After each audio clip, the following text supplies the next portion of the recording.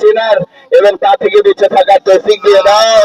আয় আল্লাহ, মেহেরবানি করে আমাদের দোয়া মুনাজাতকে তুমি কবুল করে নাও। ربنا إننا آمنا فاكتبنا مع الشاهدين. اللهم انصر إخواننا في فلسطين وأهلك الكفرة والمبتدعة واليهود والنصارى والمشركين والمنافقين. اللهم أهلك اليهود والنصارى في إسرائيل وأمريكا.